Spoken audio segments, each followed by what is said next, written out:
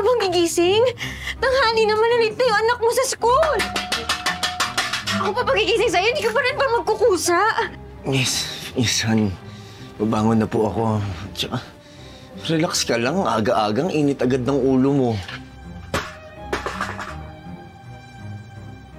Paano hindi iinit yung ulo ko? May importante akong meeting. Anong oras nga, Liam?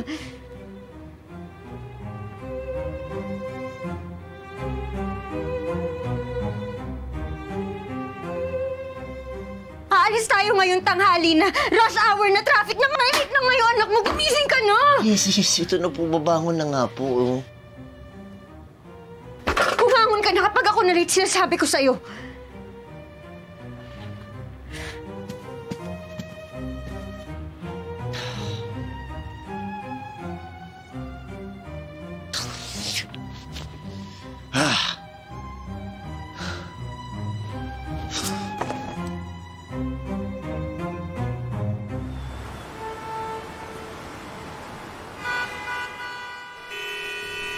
Sinabi ko na, di ba, dapat 5:30 pa lang nakaalis na tayo ng bahay dahil pag inabot tayo ng alas 6, ayan na, malilate na tayo dahil aabutin tayo ng traffic. Late na naman yung anak mo.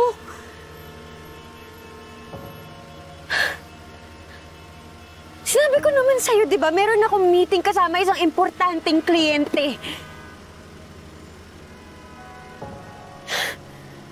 Pati yung trabaho ko, na-compromise mo.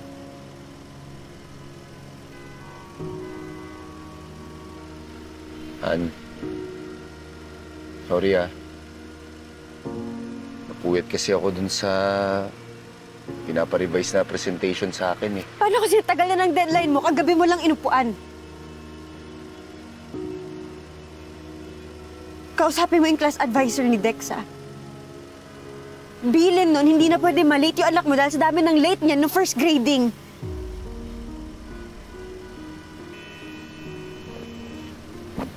Ikaw kumausap doon, ikaw magpaliwanag, ikaw umako nung kasalanan kung bakit late yung anak mo.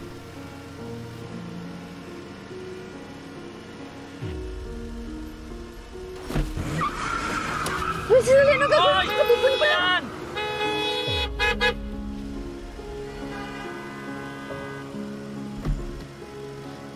Malapit na tayo sa school ni Dex. Mas mabilis siguro kung itatakbo ko na lang siya. Akin na yung bag mo. Kompleto nito. Han, pwede bang maghabal ka na lang para mas mapabilis tayo?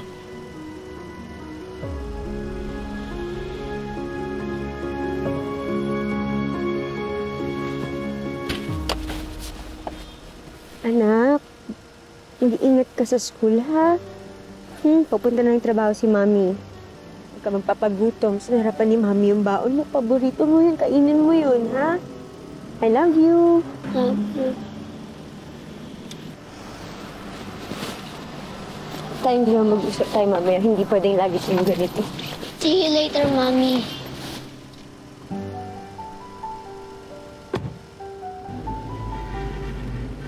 Lagot ka, Daddy. Galit na naman si Mami sa'yo. Ah, naku nak, hindi galit mami mo. Alam mo kasi nakamami mo, ganun lang talaga magmahal. Straight to the point. Ano, ready ka na? O, tara.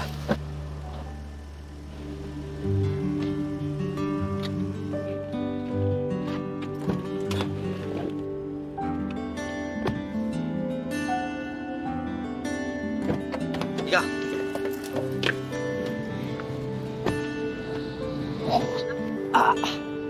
Ano, tara.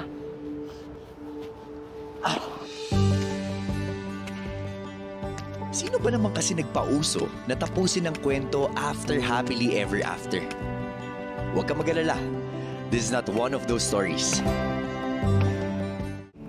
Kumbaga sa pelikula, nasa trailer pa lang tayo. Hello, Dex. Dahil what happens after happily ever after, ay yung mas totoo.